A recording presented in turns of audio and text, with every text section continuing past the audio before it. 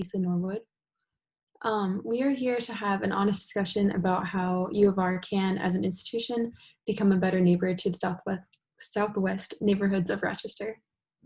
Some larger context on the series before we begin. Breaking the Bubble is a community conversation series that addresses timely issues of importance to the local community and of interest to students and other members of the university community. The series bursts the bubble around campus by creating a space where students and community members can come together to learn and discuss the issues that the Rochester community is facing.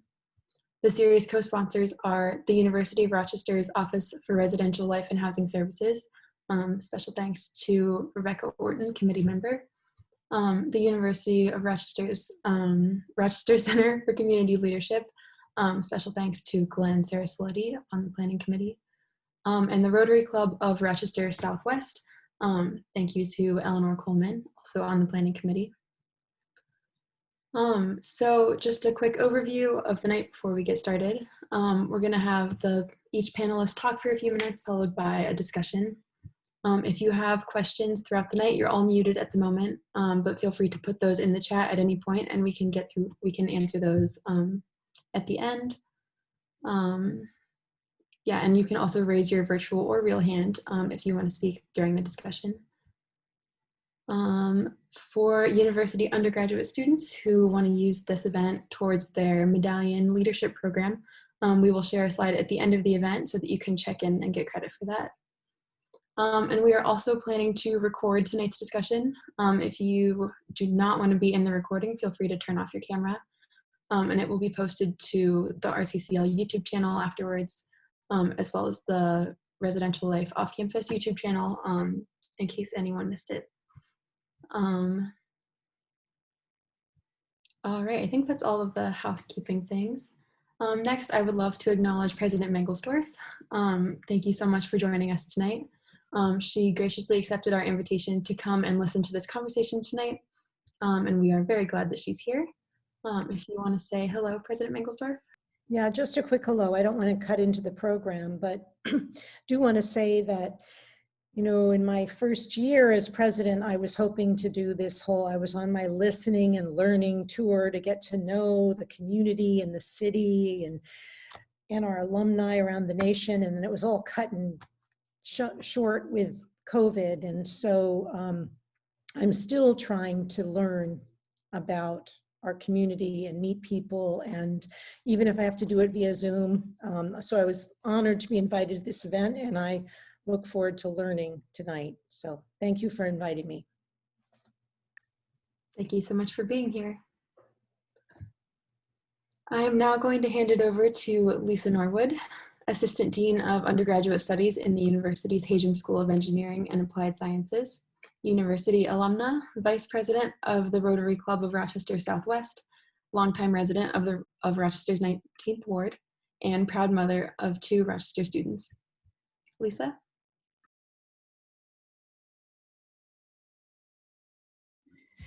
Thank you so much, Madeline. I forget how long my list of introductions is. I have been living in the 19th Ward for just 6 months shy of how long I've worked at the U of R, so both of my lives commingle quite well. For those of you who don't know or aren't familiar with the University of Rochester's River campus, it was established in its present location, nestled on the east side of the Genesee River in the late 1920s. A lot has happened since then, both in terms of the evolution of the university and of Rochester's southwest neighborhoods. While the river separating them once was an impermeable barrier, it was finally bridged in the early 1990s, and again within the last decade. And the university's physical development has expanded to the west side of the river, which has brought both great potential and considerable challenges. Our panelists tonight will be discussing how they've seen the university-community relationship develop over time and offer us some ideas for the future. We're encouraging audience participation, so definitely feel free to raise your hand, ask questions, and pose questions in the chat. Our panelists tonight are Zola Brown, President of the 19th Ward Community Association, Monique Silas Lee, principal of School 19, and Dorian Hall, vice president of the Plymouth Exchange Neighborhood Association. So to start the conversation going, I'm going to ask each of our panelists to respond to the questions. What strength do you see in our community-university relationship? And in what ways can the U of R be a better neighbor as an institution? So I think I will start with Zola. Zola, would you like to take a stab at answering those questions? Nope, you got to unmute. Mute.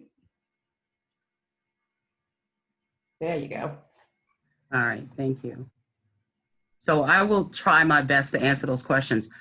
But I wanted to start off by just a quick introduction about me and my, and my connection with the Strong Hospital and the University of Rochester. You know, my mother and I live in the 19th Ward. She's 80 years old, and we both have strong ties with the university and the hospital.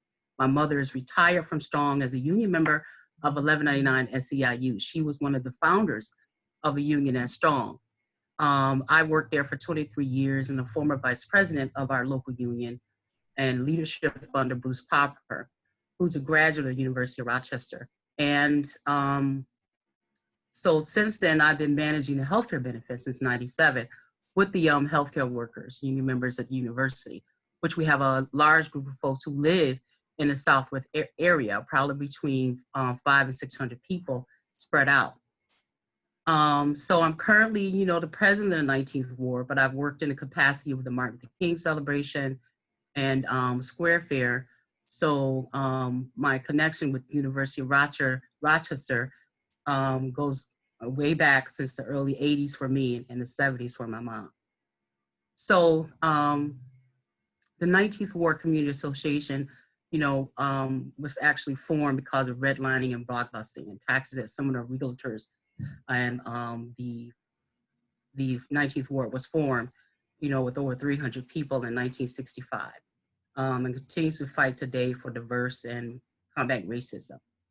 So what strengths do you see in the community and the university relationship? That was your first question. So the Rochester Center for Community Leadership and Civic Engagement and some of the faculty and the professors continuously finding ways to engage and participate in the 19th Ward events. They come up with their own ways of helping out, and they maintain that engagement for a number of years. Those strengths for participating in the Martin Luther King celebration. The 19th Ward annual spelling bee, one of the fraternities participates every year. Off-campus ambassadors who helped this past weekend help raise money for the donations for the cat community that helps stray cats in the community. Attending the 19th Ward Community Association meetings, ambassadors, volunteers, at annual biggest community fundraisers, which is Square Fair, student engagement, changing, so there's a lot that you have where the folks who are part of the Rochester Center for Community Leadership and the civic engagement, and those folks who get folks involved in the community with some of the stuff that we have been doing for years. So if I say those are the strengths that I see with the 19th Ward community, and some really good items that come out as well as she behind you, these great signs, the students changing the 19th Ward logo and helping us create a sense of pride of our new yard signs and buttons that's all over the neighborhood, and also helping our businesses as well. So, so that relationship through those departments have been going on for years. So that is some of the strength, that there is some relationship there.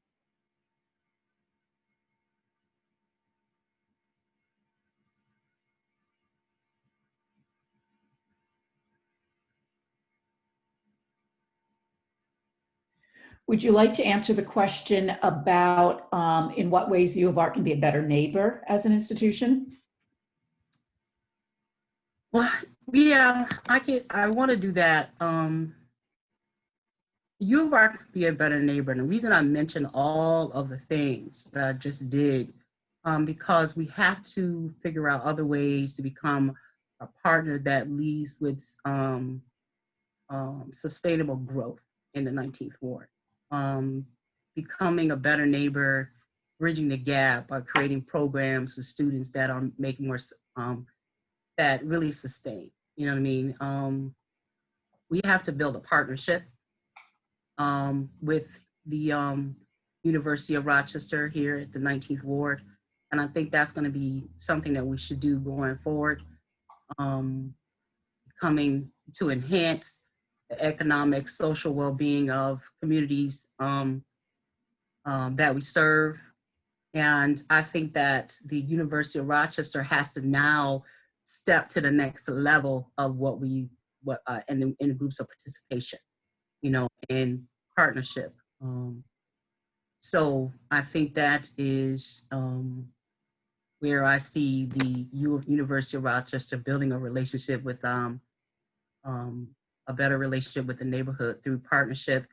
And I think now, and here we are in 2020, that we can do a lot more, and we can partner.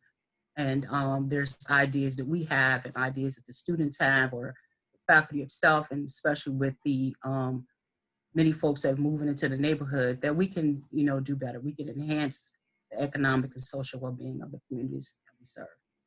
So from what you say, it sounds like what's going on right now is operating at the grassroots level. Neighbors reaching out to RCCL and students and faculty who live out in the area, reaching out to the 19th Ward Community Association to fill certain niches, and that you're looking for the university to be a larger leader, take a larger role in kind of organizing those community involvements. The community involvements that I just mentioned are things that go on every year, that's been going on for years. Okay. Students come in every year and then they're asked to be involved in the neighborhood. You know what I mean? So there's also, you know, typical things that people do, like, you know, they'll call over and ask to, if they want to, help us cut the grass, or students participate as ambassadors, here in the office, to help with the West Side Market. But I think the institution itself, I just see them doing more than what they have done in the past, and redesigning volunteerism, turning it into something that's more sustainable, that when students come back every year, they're all working on this project to help maintain, the neighborhood, or being partners with the neighborhood, if I'm making any sense. Gotcha. Instead of trying to reinvent things each and every year, that there's some sort of passing along from year to year for the students and the faculty, as well as in the neighborhoods. Okay, thank you. Thank you very much for your perspective.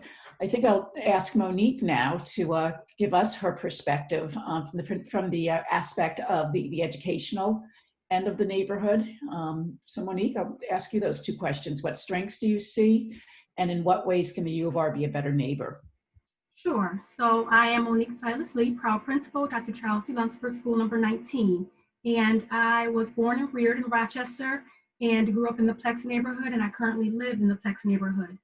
Throughout my career, I've had just about every job in the elementary school building. I started as paraprofessional, and I've worked my way up to building principal. So again, my perspective on these questions is definitely coming from the lens of education. So coming to 19 as the building leader, there were several different projects that were already in place that I inherited, and they were very strong projects, and I do view them as strengths. So some of those projects that were ongoing with the U of R once I came to the building was Wilson Day, where students came over and they took our yard that had been sort of abused from summer and made it gorgeous before our students and families returned.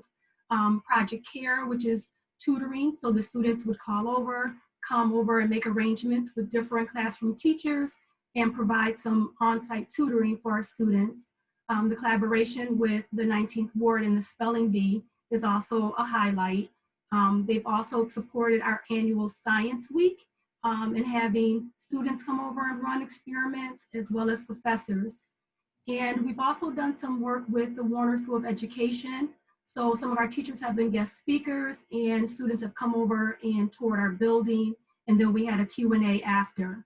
And probably the largest impact that it's had on our school community is looking at the EPO model that U of R has accomplished with East High School. Because when I returned to become principal at Dr. Charles C. Lunsford School number 19, that was the model that we were striving after, because at that point, our school was already underperforming. So we looked at creating an EPO with a SUNY school. And unfortunately, it didn't get off the ground, but there were some very valuable lessons, and we are really good partners with that SUNY institution to date. But just that model definitely boosted us, I believe, in the right direction for school improvement. So if I'm going to go ahead and flip the coin, if I had to say things that U of R could do to better be a neighbor, and I also have to put the lens on it as I'm also a principal that's learning. I'm fairly new. So by no means am I saying they should be doing and we should not be doing, but I would like to work in collaboration and ensuring that we are becoming a true community school, not to be confused with a neighborhood school. So a community school meaning that we service everyone in our school's community and our families, not just the families of the students that attend our school. Whereas a neighborhood school would be students living in the neighborhood attending the school only. So becoming a true community school where our doors are open, where I see U of R coming in and running flu clinics, running tutoring right out of our building with no additional cost or overhead, but just truly embracing our immediate school community. And also creating relationships that are very deliberate. So again, as a new principal, if someone came knocking on my door and said, Monique, listen, we want to offer you this, do you want it? My answer was always yes. So now in my latter years, I'm learning that, you know, it's only a great partnership if there's some mutual agreement and relationship and a shared mission. So sitting down with the U of R and having that conversation around, this is our mission. We are a school in receivership. These are our receivership indicators. How can we work together to ensure that both the university is obtaining some of the wealth from that, and we are as well. And another thing that I really would like to mention or put out there is mental health. That's a huge concern, especially under COVID. So utilizing the resources that U of R has and embedding that somehow into our school community, or working it somehow into our school community. And lastly, just in working together, being very deliberate in aligning how the students are working. So as I mentioned, for the strengths, a lot of students come over and provide excellent support, but how can we make it a part of what we do in our school building, in our community? So can we work the relationship so that, for example, in second grade, they're studying community. So we know we have this community project that we always do every year, second grade. So as students move through our school, they'll know each year there's this big milestone project that they're working with the university in collaboration. Gotcha. So having been at the university for almost 33 years, one of the things that still surprises me is how siloed everything is at the University of Rochester. We have a world-renowned music school that, you know, lives downtown. We've got the Warner School of Education that does their thing. We have an amazing School of Engineering and an even more amazing medical center. And from an outsider's perspective, what you're just showing us right now is you've got to make connections with each and every one of those silos in order for it to work for your school. So one of the things I hear being suggested is if there were a university-wide platform that engaged community members, schools, you know, whatever it is out there in terms of making it easier for them to get access to resources at the university.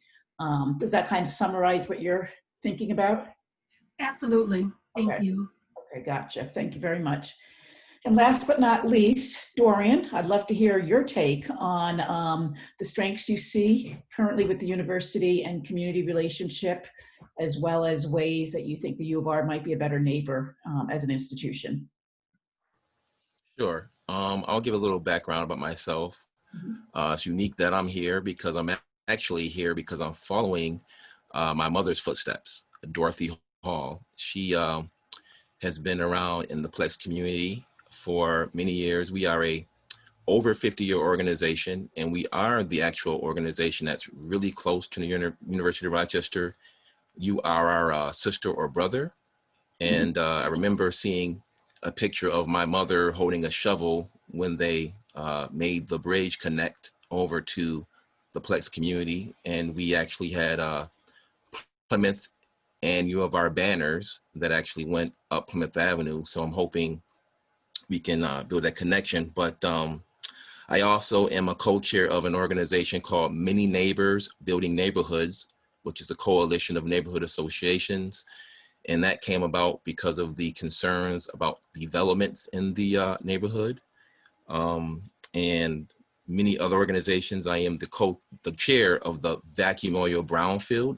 So you may not know, in the neighborhood Plex, there's a brownfield, which is contaminated land, which is basically connecting in our community. And we're trying to plan on how to have that cleaned up and support from the university, as well as other neighborhoods, to make sure that we benefit and people are safe from that blighted area. Also, I sit on the board of the CLT, which is a land trust organization. But I'll jump right into the strengths. So I can tell you that I actually got involved because of my mother's concern about a brownfield. And at that time, we had a really good connection with the university. We were good, I guess, friends with Kit Miller, Laura Contamanolis. We used to do holiday parties and really network with the students off campus. So I think that is a strength, because we did have banners. What I would like to see is, and this is where I'm going, because we've been dealing with a lot of gentrification, stress on folks who live in the Plex neighborhood because of speculation of being close to the University of Rochester, purchasing properties, driving taxes up, losing folks who can't afford to pay their taxes because their property taxes going up. So my thought was, or at least for Plex, trying to set up some type of committee. So I know that I sit on the Landmark Society's advisory committee, and I thought that was great, because instead of just talking about something, they created a committee that tied in people from the community. So it would be great to see the university pull in maybe some folks from the community on some type of board committee or some type of community committee, but to really tie your organization into the community and really have some input from folks in the community. Possibly give a credit to students, or a program where they would basically, donate so much time. I work for UPS. UPS is very big with community engagement. They give us as employees credits and benefits to going out and doing community activities. In Plex, we also have things where I would get the call from Mrs. Hall and Nola Brooks about cleaning up the roundabout, or cleaning up areas in the community that, need help. Also, especially with this brownfield that we have right now, you may have students interested in being involved with possibly helping with coming with ideas to kind of work with the cleanup process, or helping us get the word out to folks in the community. And that is like the most hidden, I would say, issue that I've experienced, is that we live near the University of Rochester, which is a great organization. But because of that, we have experienced, I would say, very heightened folks basically taking advantage of a poor community. And so I'm hoping that a strong partnership with the University of Rochester would help the folks who live here, stay here, and continue to grow with the neighborhood. Gotcha. Which brownfield are you talking about? I know The we've got vacuum oil brownfield. The vacuum oil brownfield is on Exchange Street. the one at Flint? And Flint? Exchange Street on this was Plymouth Exchange. So the vacuum oil is right by the river. It's actually 5 minutes away from the University of Rochester. So if you walk the trail, Yep. you're actually walking in the vacuum oil brownfield site. Oh, that whole site, not just the Flint Street on-ramp. Is it the site right The near whole the bike and running path, that abandoned area? Yes. Mm-hmm. Yes, that is contaminated land. And as a kid growing up, we never knew it was contaminated. It just. And so So that's kind of how I. Yeah. So that's kind of how I came to tie into this, is because my mother was feeling some type of way and wasn't really happy at what was happening, and her heart was just. And she asked me to attend a meeting, and the meeting I attended was basically people planning the future of the trail, but not really including the community. And so that's kind of how I had the awareness and said, well, we're going to make sure this community benefits for something. We're going to push the envelope.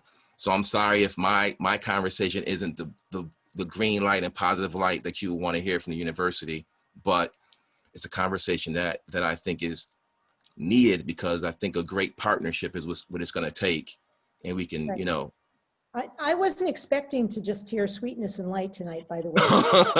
Okay, great. and also, with that, and also with that being said, is that's why I think it's really important to, we have a lot of folks on here from different neighborhoods, just to have that committee, right? And we all sit together. There's Bruce Mullen, there's a few people from the South Wedge. You have that committee, and maybe a board member's there, maybe it's not a board member, but we meet quarterly. Doesn't have to be weekly or monthly, it could be quarterly.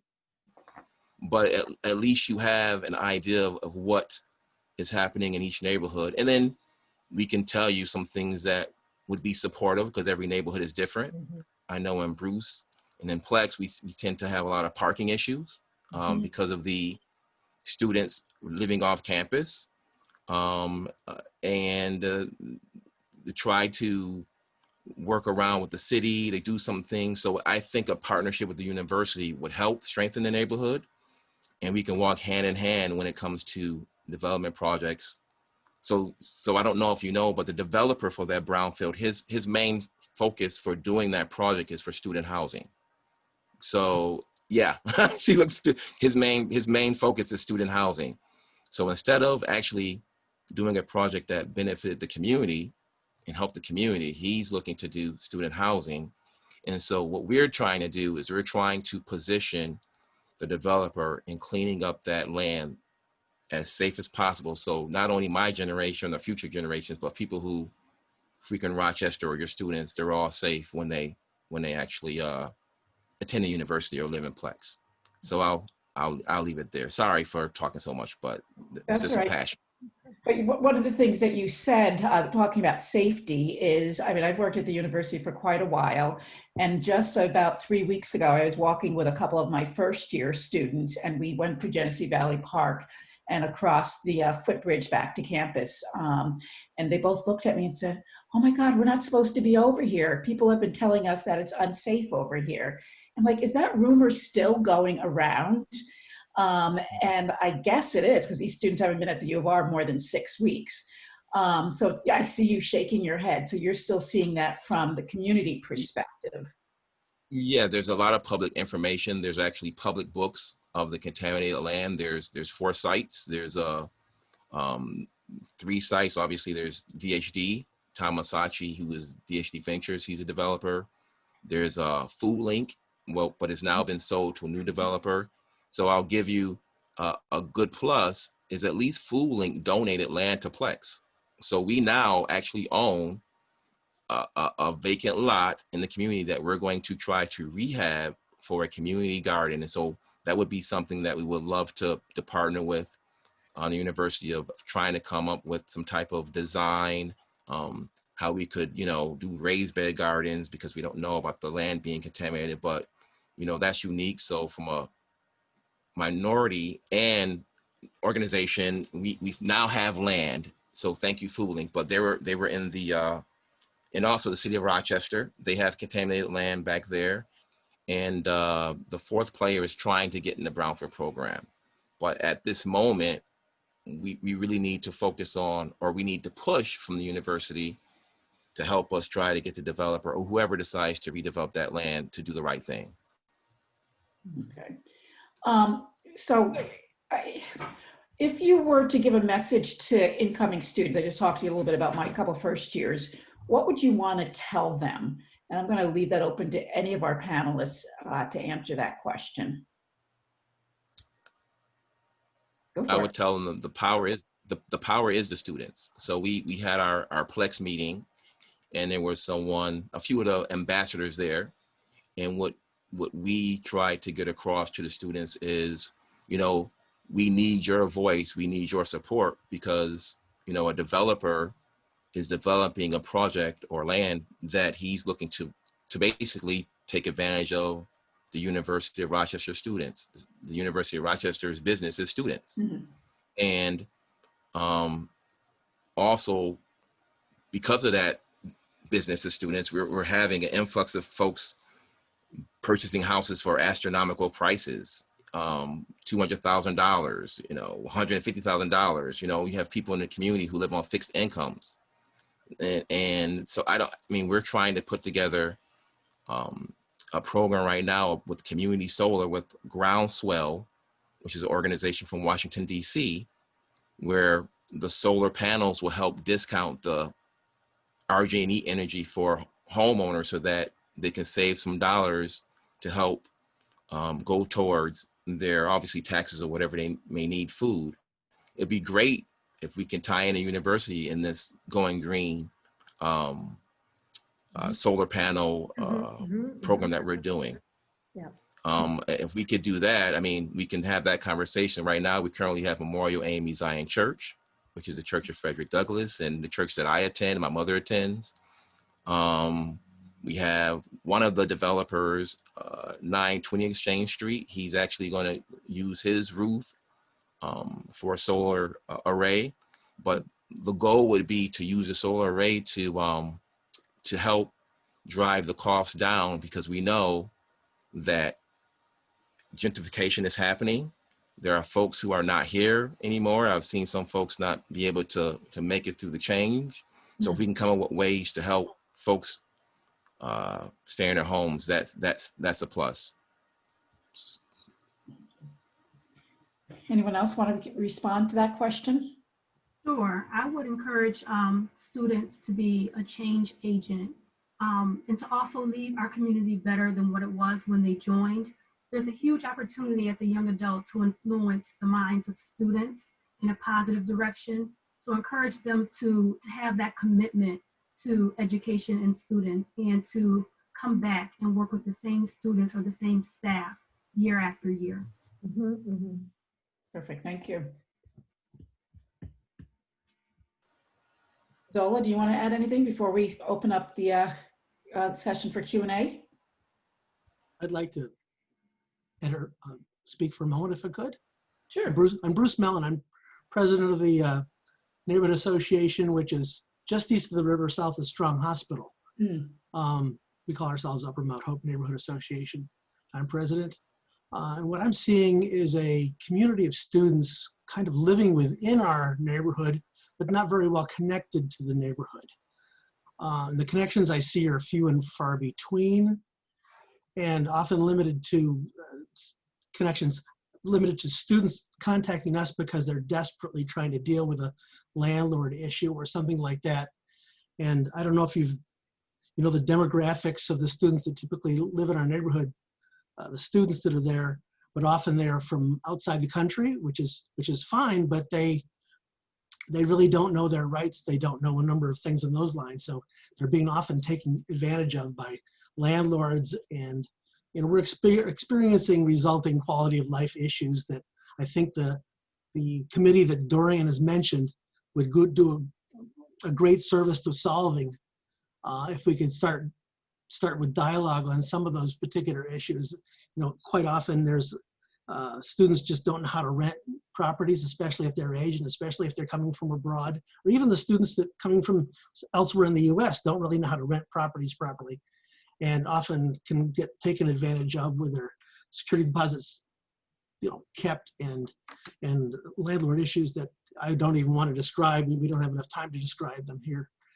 But we're also seeing some parking issues Dorian mentioned. When you have 4 or 5 students in a property, each bringing a car, trying to cram them all onto driveways and parking lots or front lawns that were designed for two vehicles. And we're also seeing some traffic issues from the commuters to Strong. So there's a number of issues that I think a committee would be very helpful in trying to resolve. Very good. Thank you very much. So, Madeline, I'm going to turn it back to you to see if there's any, if you want to moderate the Q&A session. I see there's been a bunch of things that have been coming in through chat. But I think we can turn this open to Q&A at this point. Absolutely. Richard, do you have a question? I see you raising your hand.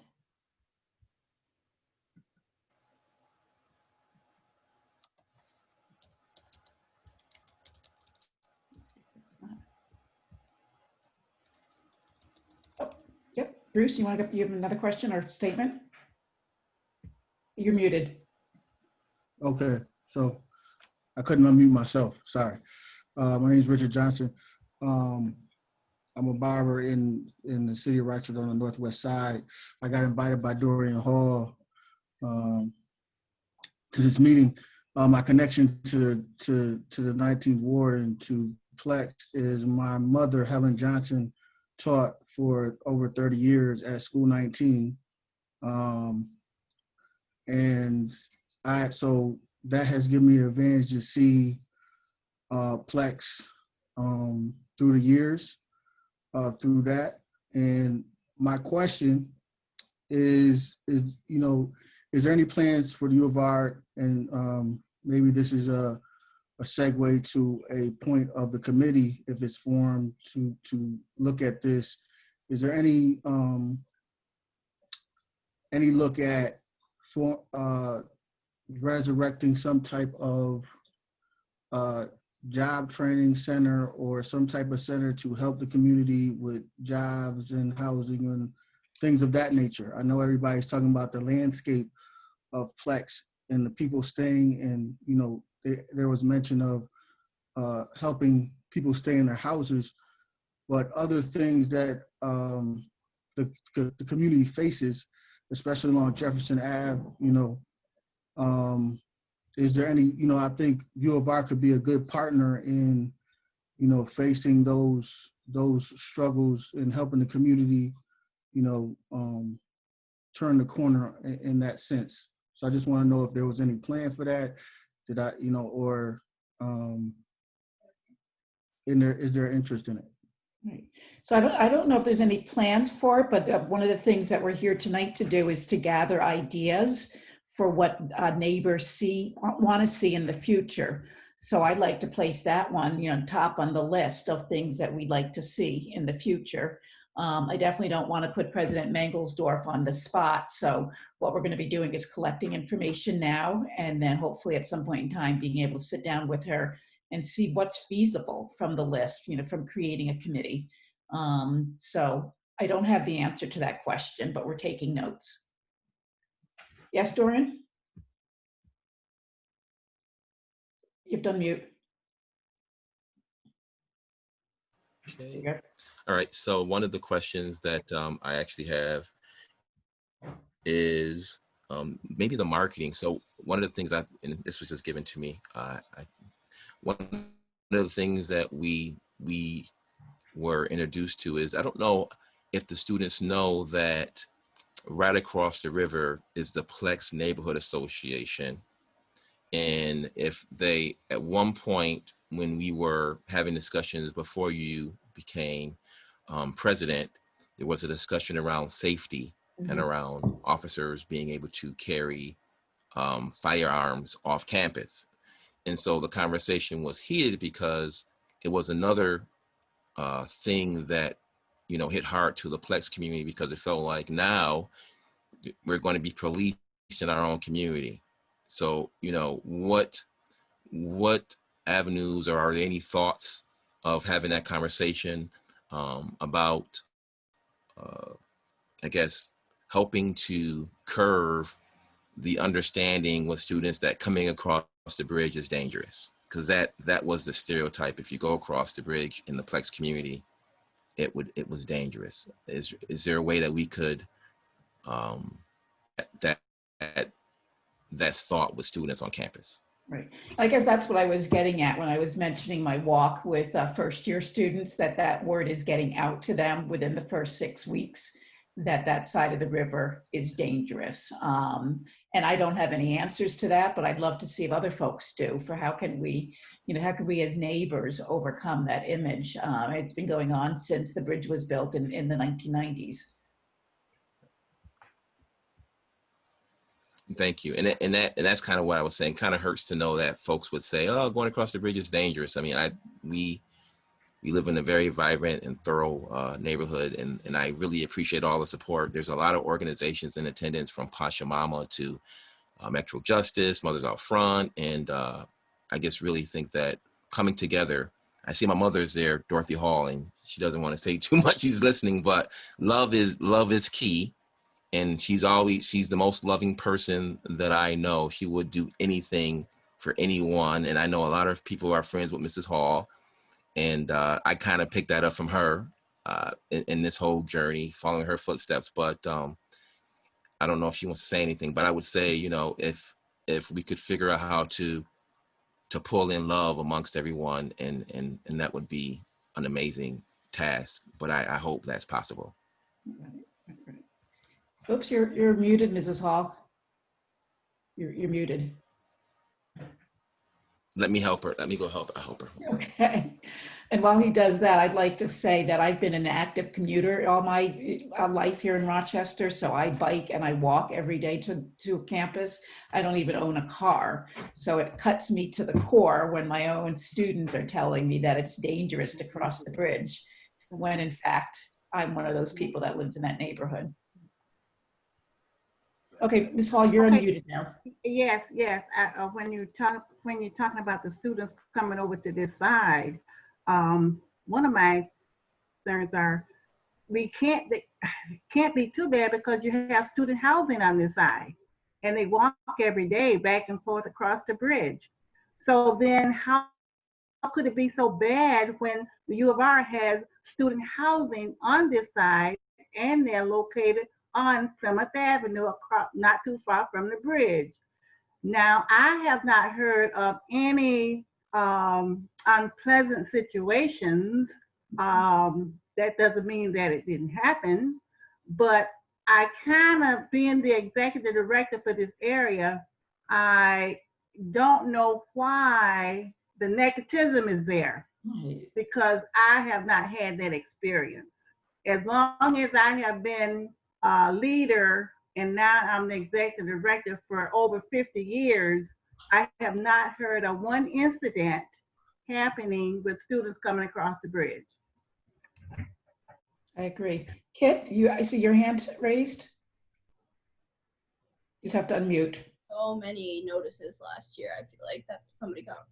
I just want to say, since we moved off campus and over to Plymouth Exchange in 2012, we've had hundreds of U of R students come over every single year. Like that definitely happened. And doesn't see the problem. And there's never been a problem. So literally hundreds. So I've got quite a database of information on that now. And we also, when COVID gets over, you're all welcome to come to one of our community dinners, which some U of R students just helped us figure out how to do virtually if COVID keeps dragging on. So thanks to those students for helping us think about ways to build community even when we can't sit together. That's fantastic. Olivia, I saw you go on and off. Did you have a question or comment?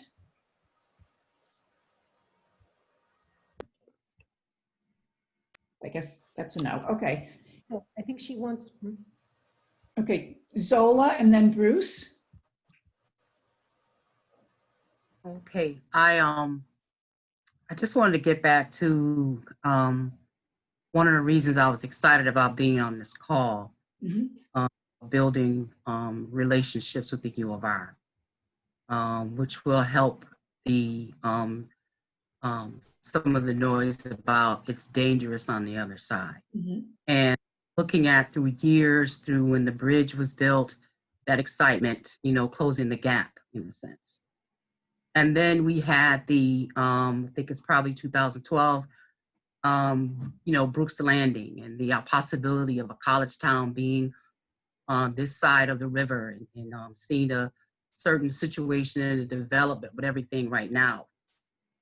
And trying to figure out how do we get back to building and developing in this side of the river, you know, other than obviously the housing piece of it. But it was that point when we were excited about the students coming over and how that was going to anchor the neighborhood. And we're still excited about the students being part of it. But, you know, what's our next step as in development and partnership with the U of R? I appreciate the information about the parking, but what my goal is really about relationships. Because when you have good relationships with an organization or a company, it becomes a trust. And the trust is what the U of R needs, because it's a research center, it's a healthcare.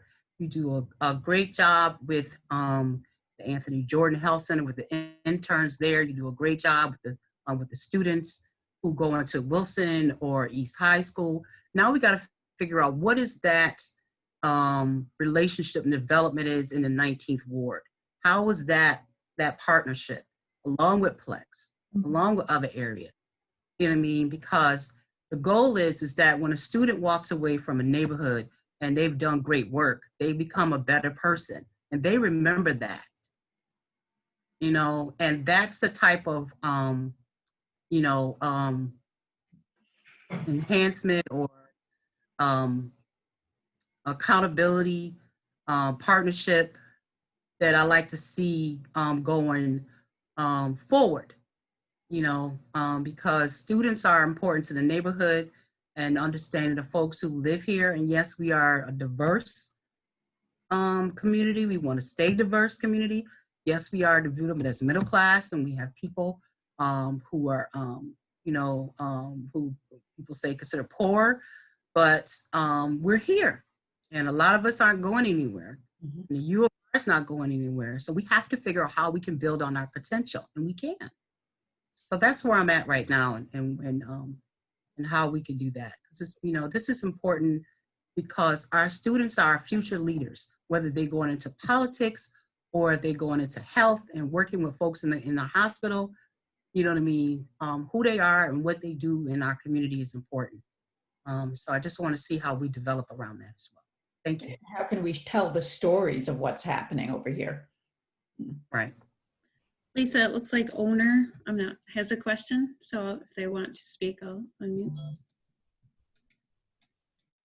Okay. Owner, owner right there, I see. Okay. He or she is not unmuting. So while owner figures out, oh, there we go. Okay. So I want to reiterate what Dorian said. This is Lisa Reagan, and I've got a couple of hats. I know Dorian because he's on a committee with the Office of Court Administration dealing with renters issues in the city during a pandemic and a housing crisis. I also am a facilitator for Neighbors Building Neighborhood Sector 6 with Reverend Judy Hay there. And I'm a neighbor across the street on Linden Street as part of the South Wedge Planning Committee. And I want to reiterate a couple things Dorian said. I mean, one was the amazing thing to be at a meeting with Dorian where he was the only representative of Plex who was at a city-run meeting to figure out what should happen with development of that area that was a brownfield. And that suggested some real lack of consideration for the neighborhood. Two, he talked about multi-generational households and seniors in the community and people facing gentrification effects because of the realistic economics of being near a university that's increasing its undergraduate population. It's realistically more feasible for some parents to buy a house and rent it to students than to pay room and board for students. And we're having an area that's had 3-4 generations of households that could allow seniors to age in place, no longer able to do that because the younger generations can't afford to buy the houses and be near their family members and provide that stability. And as to the alienation and that perception of something being unsafe, for 20 years I've been walking both sides of the river. There's no difference between the two sides of the river, but the thing that's different is what the students are perceiving, and some of that I think is leadership. I've seen in the last 6 months a change just in the last couple of weeks since the students came back. Students who would not have worn masks earlier when I'm a senior, confronting seniors or other people on the Riverwalk. In the last week or two, they've been putting their masks up. Someone gave them the leadership to say, you better cover up and be safe for yourself or for other people. So something made a difference to people's behavior. And it'd be nice if that neighborly attitude could be expanded to the neighborhoods around U of R. I know this is, it's a high hurdle. There's a lot of great students at U of R. There's some really thoughtless students at the U of R. And to treat the neighborhoods around the U of R as neighbors and not as a route to, get to the distillery or other amenities and whatever, and not act like the neighbors are actually their neighborhoods would be really helpful. Thank you, Lisa.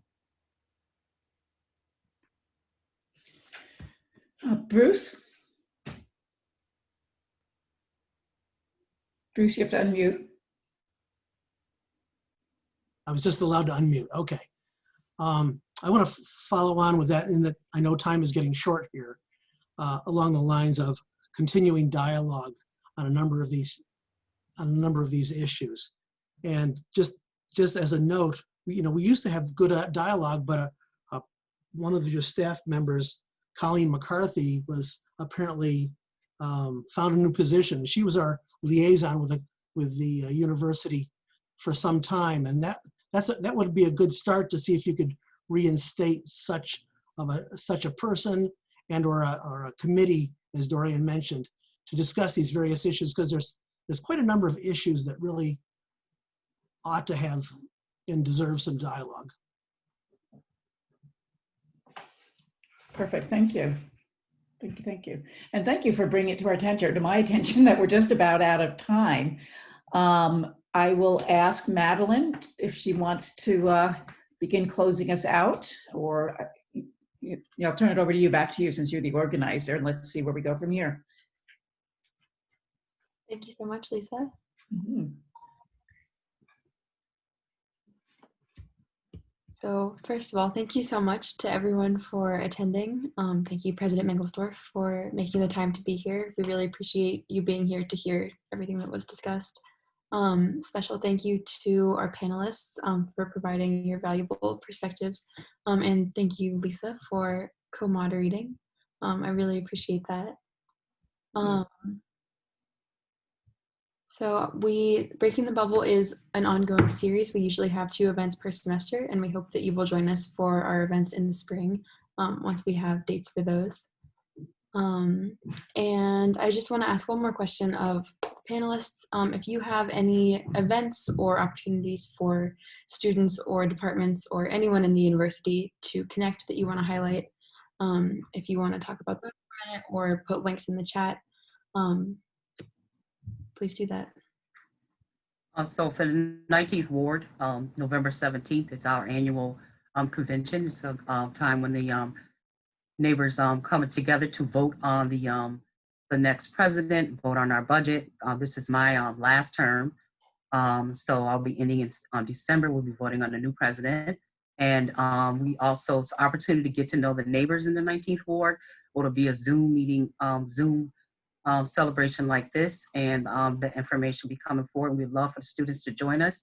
And some of the students from the U of R are actually working with our folks on our committee right now to develop a lot of fun for November 17th. On just so you know, October 24th is Saturday coming. We are talking to sent the information to Dorian and others that we will be having a nonpartisan motorcade, you know, to go and get in good trouble and wake up the neighborhood to let them know to go out and vote. October 24th is the first early date that you can vote, and we'll be going around within the 25th and the 27th in the neighborhood, blowing our horns and telling everybody to wake up, let's go.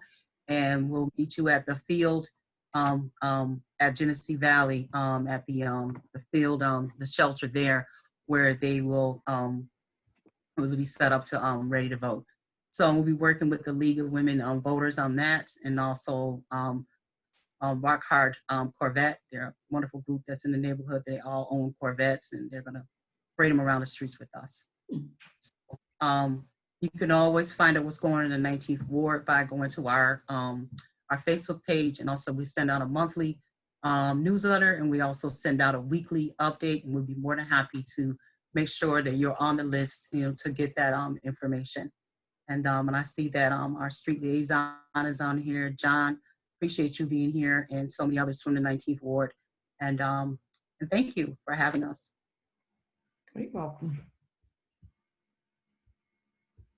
So in Plex, our president, Patricia, I think, I just want to make sure we have the right time and date, but they meet over at the new Plymouth Garden there, which is on Flint Street. Just wanted to make sure. I think it's every Wednesday. Patricia, can you chime in real quick with if it's possible? I don't know if she can unmute herself down there. I don't know if she hears me. You have to unmute yourself, Patricia. You can't. Okay, yes. Yep, there you go. We meet at the community garden on Wednesdays at 5:30, but you know, we're getting towards the end of the season where we don't have too much light, but we're still over there Wednesdays 5:30, as long as it's not raining. And then we would probably need some support once we're actually in the middle of working out the community solar project. And so Larson Engineering and Plex and Groundswell and a few other folks, we're trying to put that plan together. So we will need support from the community and also some students from the 19th Ward to help us get community engagement going. So that's pretty much what we have going on. Thank you. At School 19, we do have monthly events, family events. So the first Monday of every month, we have our family event. This month is going to be yoga, so feel free to join us. I can send the information about that. And then the second Monday, we have a parent forum. And last week, we did a parent forum in conjunction with the Gandhi Institute and KIT, and it was social justice. So those are two events that we have scheduled for the first and second Mondays of every month. Somebody's mention of the community garden reminded me that the Rotary Club of Rochester Southwest also has a community garden across from School 29 on the corner of Kenwood and Kirkland. And every other Monday morning, a bunch of us gather there to, you know, weed and to clean up the garbage and to replenish the supply of books that are in the little free library. And we are also in the works of adopting the Erie Canal Trail that runs through 19th Ward, starting from Scottsville Road up to Chiley Avenue. And we will be having monthly cleanups there starting, well, next month, but I'll see if I can get information to Glenn or somebody about the things that the Rochester Rotary Club Southwest is working on. And I'll just add lastly, you could sign up for more information about Plex. We do have a website, www.pl-ex.org. And we have, you can look at photos there, and you can sign up for our newsletter and information about Plex. Okay. And we meet every second Tuesday of the month, sorry. Every second Tuesday of the month. All right. Well, it seems like there are lots of opportunities for engagement. As I mentioned earlier, we will be posting these recordings on the RCCL YouTube and also on the Res Life off-campus housing YouTube. So if you want to revisit this discussion or share it with anyone who missed the event, feel free to do so. I really hope that everything discussed tonight will continue beyond tonight into tangible actions. We will try to compile all of the ideas that were brought up tonight so that we can present them to university and community leadership. And thank you all so much for being here. Thank you for having us. Thank you for having us. Thank you. And if any undergrad students need medallion credit, make sure you scan this QR code before you head out. Thanks, everyone. Bye-bye. Bye-bye. Thank you, everyone.